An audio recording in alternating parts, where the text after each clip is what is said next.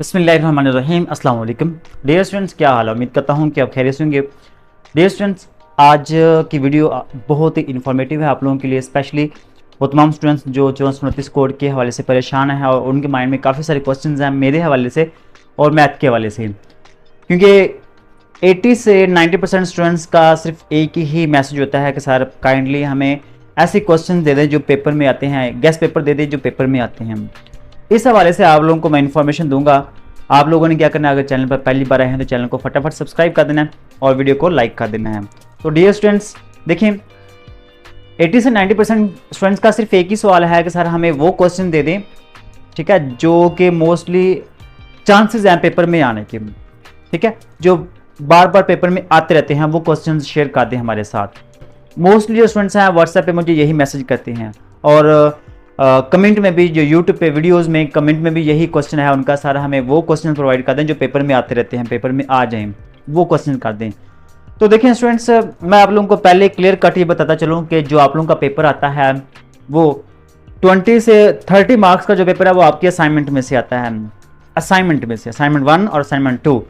और ये दोनों असाइनमेंट्स मैंने काफ़ी देर पहले, 2 महीने पहले की मैंने अपलोड की हुई, ये दोनों का सोल्यूशन मैंने एक एक क्वेश्चन करके मैंने समझाया। अगर तो आप में हिम्मत है ये 2 असाइनमेंट्स कर सकते हैं तो आप 20 से 30 मार्क्स ले सकते हैं। ये नहीं होता कि आप नहीं सर आप हमें 3-4 क्वेश्चन ऐसे दे दें जो तीनों चारों ही जना वो पेपर में आए, ऐसा पॉसिबल नहीं है।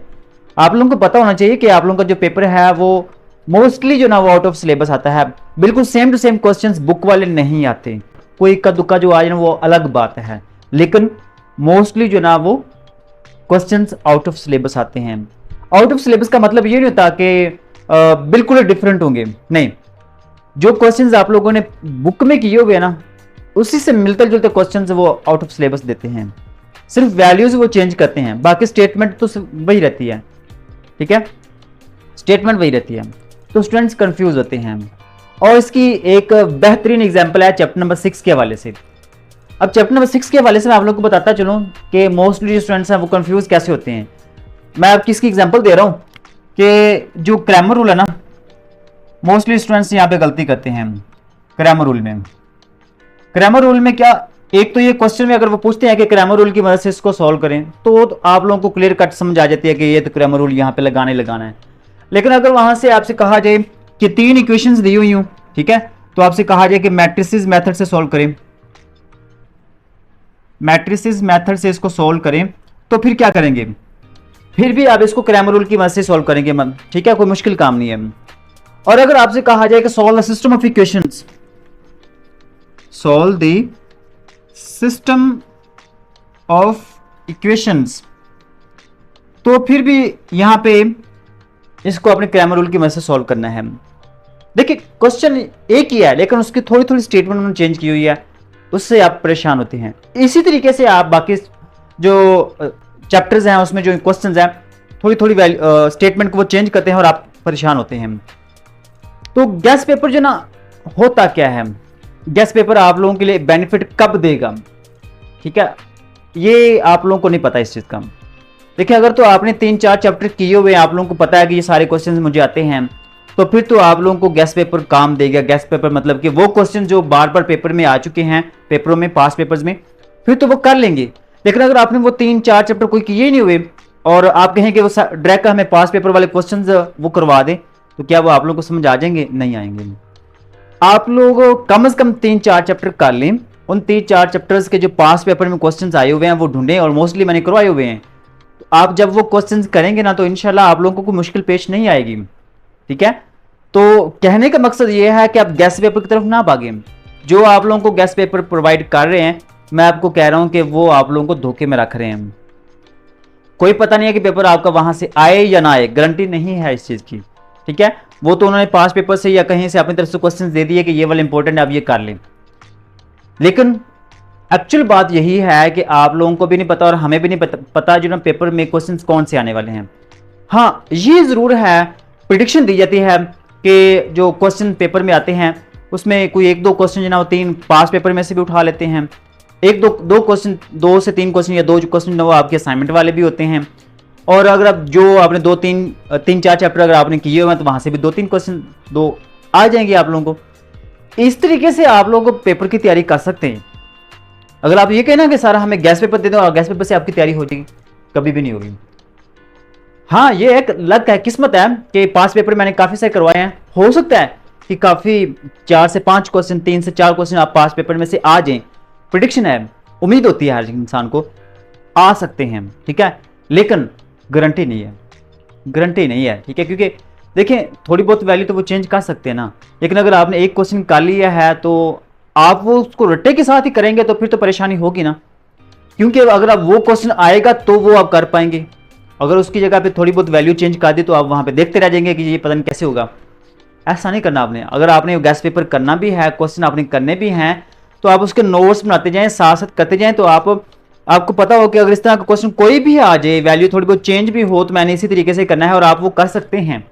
एबिलिटी जो ना वो सारे स्टूडेंट्स में है, सारे स्टूडेंट्स ही लाइक हैं और ये काम कर सकते हैं। वजह यह है कि वो टाइम नहीं निकाल पा रहे, आप लोगों के पास टाइम नहीं है अपनी स्टडी के लिए, अब मैथ को सोल्व करने के लिए आपके पास टाइम नहीं है। अगर आपके पास टाइम नहीं है क्वेश्चंस को सोल्व करने के लिए, बेशक आप जॉब भी करते होंगे, बेशक आपको और काम भी होंगे, ठीक है, बेशक आप हाउस वाइफ भी हों, तो लेकिन मैथ के लिए आपको टाइम निकालना पड़ेगा। आप क्वेश्चंस करेंगे, दिखाएंगे किसी को, ठीक है, तो आप लोगों को आइडिया होगा कि आप लोगों को पेपर्स आता है या क्वेश्चंस आते हैं या नहीं आते। और बैड लक ये है उन तमाम स्टूडेंट्स की जिन्होंने हमारी एकेडमी को नहीं ज्वाइन किया। उसकी रीजन में ऐसा मैं क्यों कह रहा हूँ, उसकी रीजन ये है कि हमने जो ना पिछले 2 माह से एकेडमी का आगाज किया हुआ, स्टूडेंट्स हमारे पास पढ़ रहे हैं और अल्हम्दुलिल्लाह काफी सारे पढ़ रहे हैं। और उनको फायदा क्या पहुंचा? उनको फायदा ये पहुंचा है कि हमने चैप्टर 3, 4, 5, 6, 1 से लेकर 6 तक हमने 2 दफा रिपीट किए हैं। वो तमाम स्टूडेंट्स जिन्होंने 2 महीने पहले स्टार्ट की थी, हमने ये 6 चैप्टर 2 दफा रिपीट किए हैं। क्या जो स्टूडेंट्स 6 चैप्टर 2 दफा रिपीट कर ले, क्या वो उसको समझ नहीं आएगी? 100% वो क्वेश्चन कर सकते हैं। अब तो अल्हम्दुलिल्लाह कोई भी क्वेश्चन हम पिछले पास पेपर से दे देना तो वो स्टूडेंट्स कर लेते हैं कि ये क्वेश्चन हमें आते हैं। हालांकि मैंने तो वो नहीं करवाई होती, लेकिन टिप्स दी होती हैं कि आप कोई भी क्वेश्चन इस तरह से आ जाए तो आप उसको सोल्व कर सकते हैं। मतलब यह है कि उनके माइंड में कॉन्सेप्ट डाला हुआ है कि अगर इस तरह का क्वेश्चन आ जाए तो आपने इसको कैसे सोल्व करना है, और यही चीज आप लोगों के माइंड में नहीं है। आप अगर इसी चीज पे फोकस करेंगे ना तो मेरे ख्याल से कोई मुश्किल काम नहीं है, आप इजीली कर सकते हैं, लेकिन फोकस कर नहीं पा रहे, आप टाइम निकाल नहीं रहे आप लोग।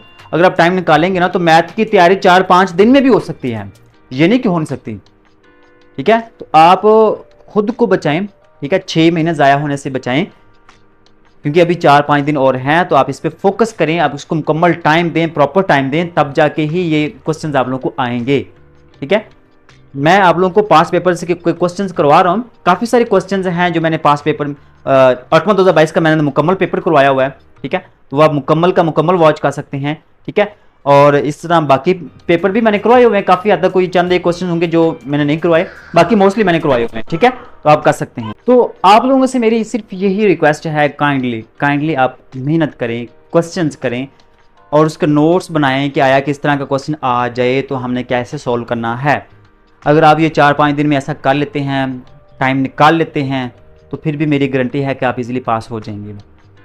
तरीकाकार क्या है? क्या बेशक आप पूरा चैप्टर ना करें, लेकिन जो क्वेश्चन आप कर रहे हैं ना, एक क्वेश्चन आपने कर लिया है, फिर उससे मुतल्लिका क्वेश्चन को 2-3 करें तो सही, खुद करें। अब अगर वो खुद आप नहीं कर सकते तो इट मीन्स क्या है कि आपकी तैयारी नहीं है। यही एक तरीकाकार है तैयारी करने का, और कोई तरीका नहीं है, ठीक है। हाँ, जो असाइनमेंट वाले क्वेश्चन हैं वो आप कर सकते हैं, वहाँ पे उनमें से क्वेश्चन तो 100% आना ही आना है, 20 नंबर का पेपर तो कन्फर्म होता है, ठीक है। तो उम्मीद है कि आज की इन्फॉर्मेशन आप लोगों को काफ़ी हद तक अच्छी लगी होगी, ठीक है। आप लोगों के माइंड में जो चीज़ें थी वो क्लियर हो गया होगा। और काइंडली अब मुझे व्हाट्सएप पे जो है ना मैसेज ना किया करें ज़्यादा, क्योंकि मेरे पास ऑनलाइन जो एकेडमी में स्टूडेंट्स पढ़ते हैं तो वो भी काफ़ी सारे हैं, तो उनको रिप्लाई करना भी मेरे लिए मुश्किल हो जाता है, तो आप लोगों को भी रिप्लाई करना मुश्किल हो जाता है, क्योंकि इतने सारे मैसेजेस का रिप्लाई करना मेरे लिए पॉसिबल नहीं है व्हाट्सएप पे, ठीक है। तो अगर आपको गैस पेपर या इंपॉर्टेंट क्वेश्चन चाहिए तो मेरा जो ना व्हाट्सएप ग्रुप आप ज्वाइन कर सकते हैं, और उस व्हाट्सएप ग्रुप का लिंक मैं यहाँ पे डिस्क्रिप्शन में दे दूंगा, आप वहाँ से इसको ज्वाइन कर सकते हैं। वहाँ पे लिखा होगा व्हाट्सएप ग्रुप, तो आप उसको ज्वाइन कर सकते हैं, ठीक है। तो उम्मीद करता हूँ कि आज की ये वीडियो पसंद आई होगी। मिलते हैं नेक्स्ट वीडियो में, तब तक के लिए अल्लाह ने के बाद।